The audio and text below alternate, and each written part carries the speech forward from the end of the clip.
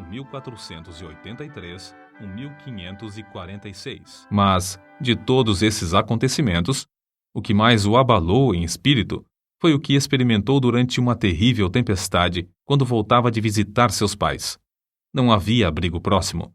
Os céus estavam em brasa. Os raios rasgavam as nuvens a cada instante. De repente, um raio caiu ao seu lado.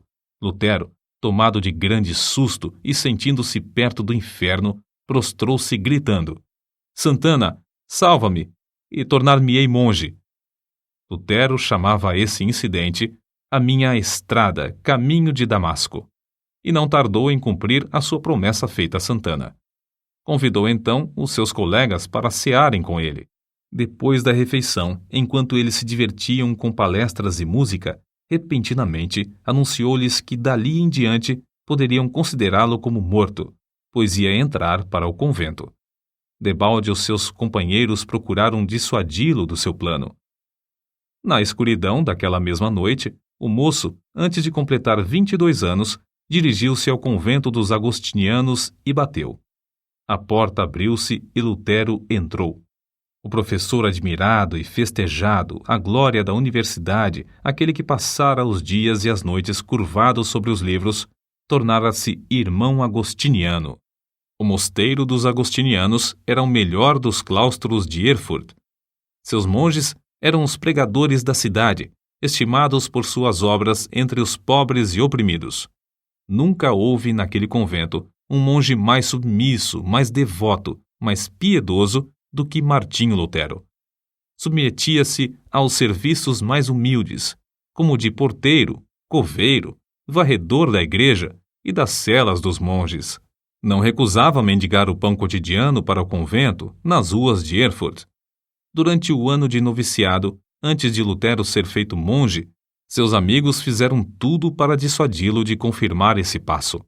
Os companheiros, os quais convidara para a ceia e anunciara a intenção de ser monge, ficaram no portão do convento 2 dias, esperando que ele voltasse. Seu pai, vendo que seus rogos eram inúteis e que todos os seus anelantes planos acerca do filho iam fracassar, quase enlouqueceu. Assim se justificou Lutero.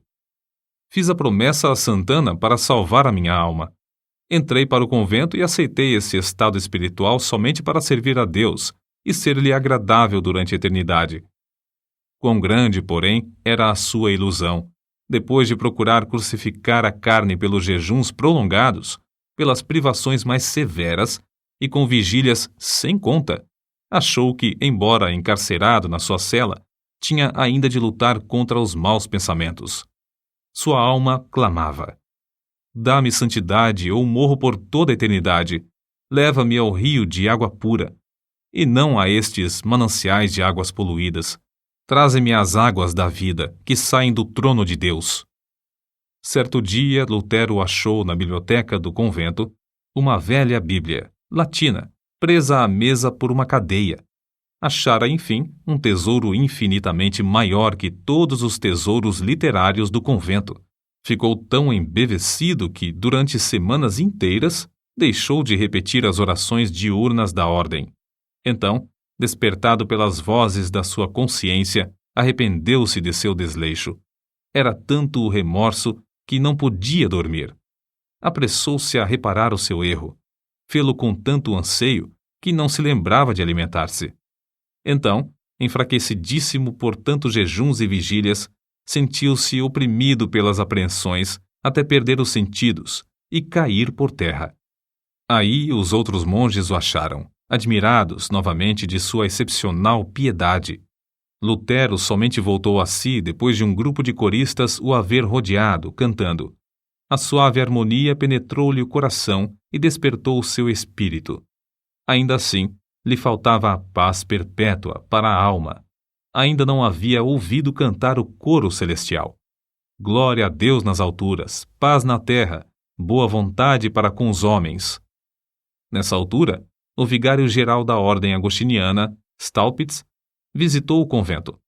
Era homem de grande discernimento e devoção enraizada.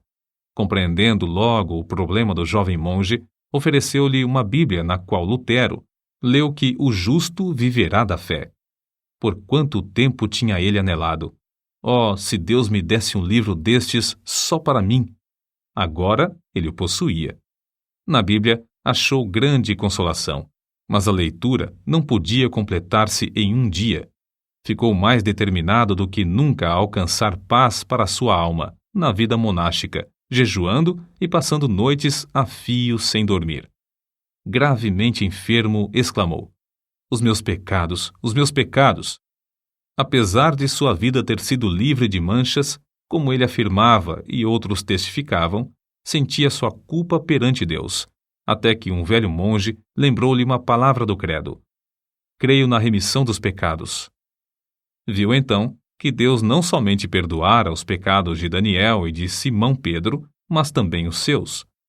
Pouco tempo depois desses acontecimentos, Lutero foi ordenado padre. A primeira missa que celebrou foi um grande evento.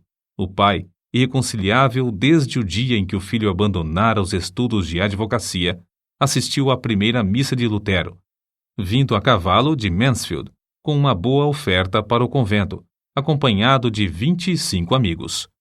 Depois de completar 25 anos de idade, Lutero foi nomeado para a cadeira de filosofia em Wittenberg, para onde se mudou a fim de viver no convento da sua ordem.